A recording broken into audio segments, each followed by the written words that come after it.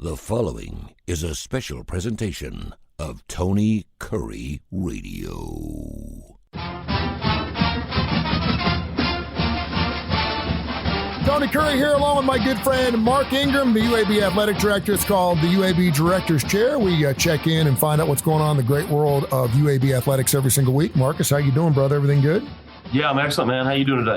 Doing fantastic. Pleasant surprise this past weekend, although it was a loss to Memphis in the Battle of the Bones, a name that I have heard pretty much my entire life, Harrison Barker. Of course, Jay Barker did a radio show with him for 14 years. To see his son out there take the helm and take the football for the UAB Blazers was pretty doggone exciting from a personal standpoint. Looked pretty good in the first half. Talk about his first start, how that happened. And, of course, Jacob Zeno, a late scratch there for the ball game this past Saturday. Yeah, and credit Coach Dilfer for protecting Jacob Zeno, who could have played, but he knew we were off this week, giving him a couple extra weeks to rest. Given he had an injury at the end of the San Antonio game, but he's clear now. But like I said, he could have gone, but Coach Dilfer was just adamant about not putting him at any additional risk. And so, we played quarterback got by committee a little bit the other day. We played three different quarterbacks and really in some ways that kept Memphis off balance, not knowing, they hadn't prepared for any of those guys and hadn't prepared for what we might do. And we played them all a little bit differently.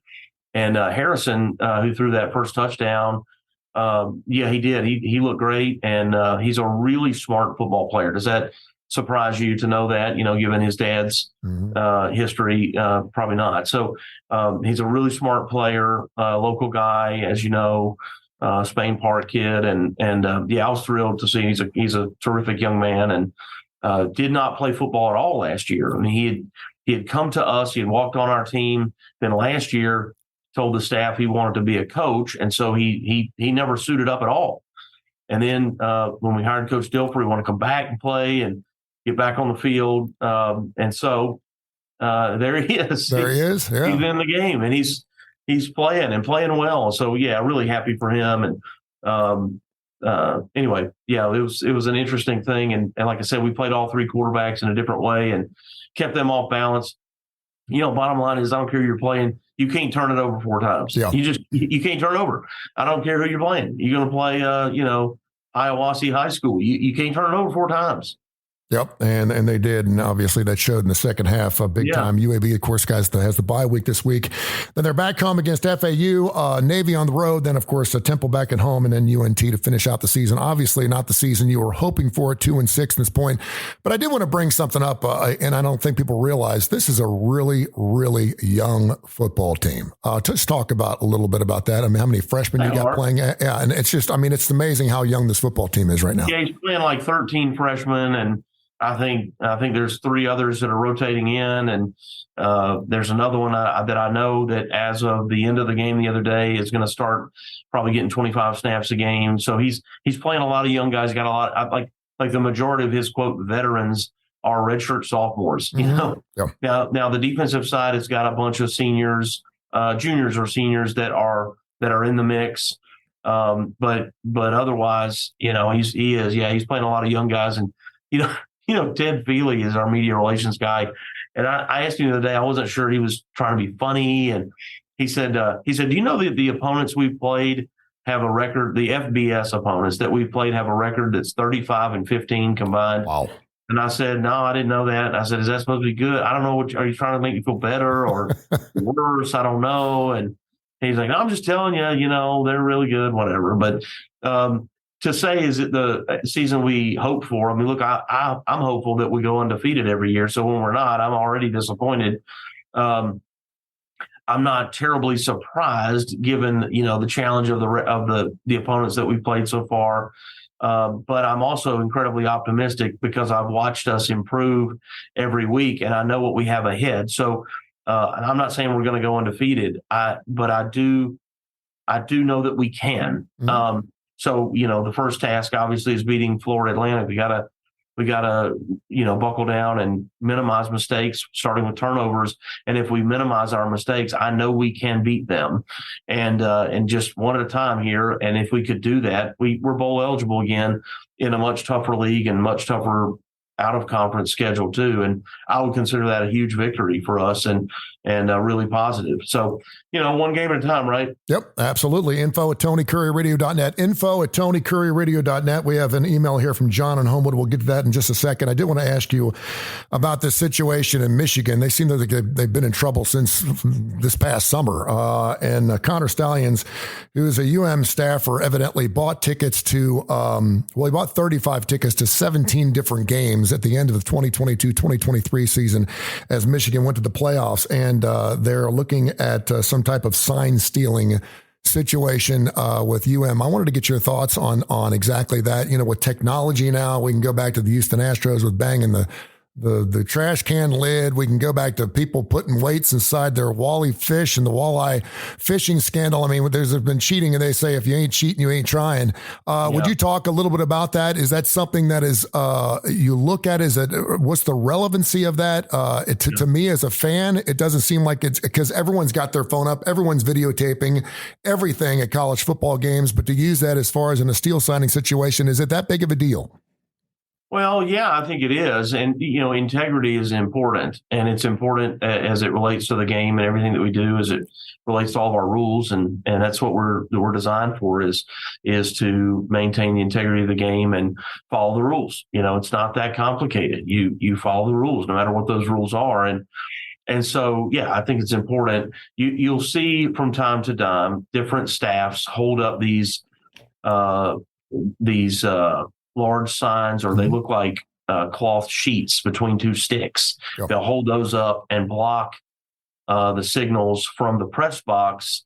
And so imagine if you were on the home team and the press box is on your side behind you, people holding up this curtain so no one in the press box can see down onto the field and see what signs you're calling.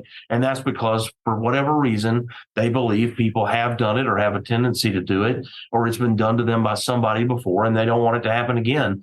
And, so when you're watching that, that's what it is. They believe that whether they're right or not is maybe up for discussion, but they believe that somewhere along the past, somebody, either the team that they're playing against or has had a tendency to do that, or and I've had our coaches tell me that before in years past, that this team we think stole our set. There's no way they were in position. They knew it was a run or a pass. They didn't know necessarily what we were calling, but it was evident that they always had somebody in position when we were going to run or pass. And I also know not to be critical, but coaches can be terribly paranoid, and they're sometimes correct in their belief of paranoia and their right to be paranoid, and sometimes they're just paranoid. Sometimes the other team's just better, right? But maybe the players are just better, or maybe they just had you figured out, because what we are doing legally is we're watching, we share video, but the video is just the game. Mm-hmm. So you don't see the sidelines. Sometimes there might be a quick flash of a sideline, right? Ball goes in the air, but usually all you can see is what's contained on the field. And we are watching to say, what does Florida Atlantic run when it's 4th and short, 3rd and short? What do they run? What do they typically run, 1st and long or 2nd if they're backed up? What we know their tendencies. Doesn't mean we know what they're going to do, but that's all permissible. Everybody's doing that. Yeah. It's really just about layering in this other piece that you're watching the sideline. And again, I'm not saying that's okay, but we're all kind of halfway there. But that's all based on your study of the game, not of the signals. And one of the things that I think is about to happen in the bowl season, we've been notified that it's permissible to start using some sort of device like you see in the NFL, the headset communication to the quarterback. So none of us have this technology, but if you're able to acquire the technology, step one is we're making it permissible as a test for the bowl season. Now, the other question is, if there are multiple technologies, do both teams have to use the same technology? Or what if one team says we're not doing it, or does one team get to do it if the other team says they're not going to do it? Yeah. So we hadn't figured any of that out. Yeah. But the Football Oversight Committee has said, hey, why don't we try this as a test? So some of that will be to avoid issues like what you're asking about. So what is permissible? Because I know that in game you can do video and things like that if you're actually playing a team, correct? And it's not considered steal signing, but or sign stealing. But what is permissible? Obviously, you scout other teams before you play them. What can you do to get an edge up or to push the envelope a little bit? You can simply watch the game and watch all the games that they have played, and through the course of the season, determine when it's third and less than 3, these are all the plays that they have run, and you can just look and say, okay, out of the 30 opportunities. They ran between the tackles 20 of those, or they ran outside the tackles 20 of those, or they threw it more times than and you may not be an advantage at all. You might find, wow, they've run in 30 different plays. They've run 9 different things, and they're all different: half pass, half throw, half inside, half outside. And so, that's not really going to give you an advantage, but you can study their film and see what their tendencies are in certain, where they are on the field. At midfield, they more frequently do this. Do they go for it on 4th down? Yes or no? Gotcha. And then what do they do? UAB Director's Chair. He is the UAB Athletic Director, and Mark Ingram joins us every single week right here on the TKR app. Of course, I get that TKR app like the 100,000 folks have already done that. You can listen to the show at least 5 days a week. And, of course, also watch us wherever you're watching your favorite YouTube videos, the YouTube channel, Tony Curry Radio, and, of course, wherever you get your favorite podcasts. We're available on every major industry. We do have an email here, John in Homewood, info@tonycurryradio.net. Welcomes the inclusion to Army in 2024 into the AAC, but it's only Army's football team, not aware of what other sports Army's actually into. He wanted to know, as an athletic director, how do teams join other conferences with exclusive sports and not bring the rest of the sports with them? Yeah, well, most people don't. But Army has, I believe, 36 sports, and a number of which the American Conference does not sponsor. And remember, Army was independent, so they were already playing all their other sports in other conferences. So this decision with football and Army doesn't impact any of those other teams because Army wasn't in a league. Let's say if Army had already been in Conference USA and also had those other sports in CUSA, then Army would have had to figure out, is everybody staying in CUSA except for football? And then CUSA would have to say that they were willing to allow that. They don't have to let you stay. Yeah. And so in this particular case, because football was independent, none of the other teams that are at Army are impacted by this decision. So that's how it's working for Army. Normally, you wouldn't see that. It's only these unique cases with the academies where, like Navy, for example, their football only in the American, and then Wichita State got picked up as a everything but football member into the American. Now, we could look to do that. There hasn't been any conversation about that. I don't know if we will. Somebody asked me, they saw something on Twitter yesterday that VCU, there had been some long conversation, or that's false. Now, will that maybe happen one day? I guess maybe, but we haven't talked about that at this point. So your guess is as good as mine as to whether we do or don't do that. And that'll be up to, all the presidents and ADs to discuss.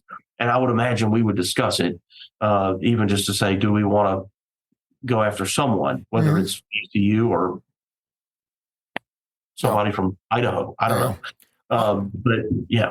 Go to UABsports.com, UABsports.com for ticket information, everything that's going on, and UAB Athletic Directors. He is the man.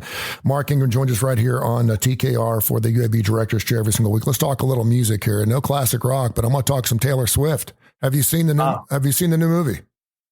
I have not, but yeah, I mean, talk about success. Did Michael Jackson do this too? I'm trying to think, has anybody else done this? Prince actually did it. He actually had something that was done and didn't like it, and so he went ahead and redid it himself, and he edited the entire thing to make sure it looked just the way he wanted it to. Now, Taylor Swift didn't do that, and Beyonce also has. I don't remember that. A movie thing out as well. And my question was, and as a parent who obviously I'm not going to go see the Taylor Swift thing, but my 11-year-old's already seen it twice, and she wants to see it again. Yeah. The question is it a blessing that this is happening, or is it a curse or a scam that Taylor Swift is not only charging thousands of dollars to go see her live, and of course her tour continues, and now she's charging another $25 to $35 for us to go to a movie theater and actually watch her in concert when you can't really afford the ticket itself to go see her live. I don't think it's a scam. Hey, man, I'm a capitalist. If you can get it, get it.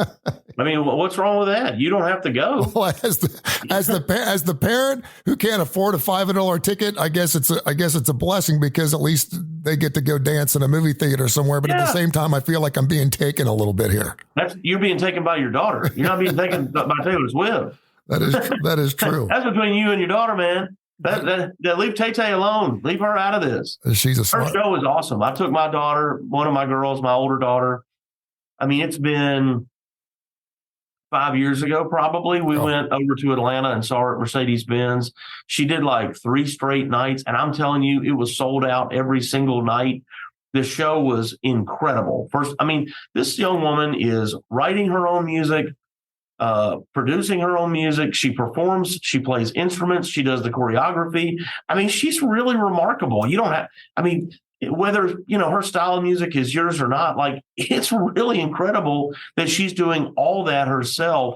And the show was fantastic. I mean, it was theatric and costume changes, wardrobe changes, different dances. She had 3 different stages. She flew across the arena from one end to the other on like a chariot thing to get to another stage. I mean, it was really awesome. And I don't know what the movie setup looks like, but the ability to go see her and still see her, I think is pretty cool and good for her if she can do it. I mean, just again, it tells you how wide her audience is and tells you how popular she is to be able to do that. One of the things that I remember, people kind of make fun of Taylor Swift for this. She kind of has these really overly humble kind of reactions sometimes. Mm-hmm. She asked a question during the show. She played 5 songs or something. I do remember she was sitting at a piano. So she's already played guitar. Now she's about to play piano. And she's thanking everybody for being there. And she says, we were here last night. Was anybody else here last night? Tony, the applause of the people who were there the night before was massive. Yeah. Everybody. I wasn't there. We weren't there. But like, I bet you half. They had seen her the night before. They were there to see her again. And it was the same show. That's how much people like her and what her appeal is. So good for her. I think it's cool. I didn't know. For whatever reason, I seem to think that Michael Jackson did this, but maybe I'm just totally wrong. She's an amazing woman and probably even a better business person. And she has time to go see Chief games on weekends. Now she's out seeing the Chiefs, man. I mean, she's living the good life, is she not? Hey, great stuff, man. Go to UABsports.com, UABsports.com. Check out the UAB Director's Chair. We do it every single week, Mark. Until next week, thank you so much. Enjoy your bye week, okay? Yeah, hey, man, listen, we start basketball next week. Men's basketball, Morehouse College exhibition on Monday night. Come see our new Blazers. And then we've got 2 p.m. on November the 4th here against Florida Atlantic. That's game number 1 in our quest for bowl eligibility. So come get behind these kids, man. You got to believe now. We're going to get it right. Don't worry about it. And I need you to come support those kids and support this team because we're going to get there. Thank you, brother. This has been a special presentation of Tony Curry Radio.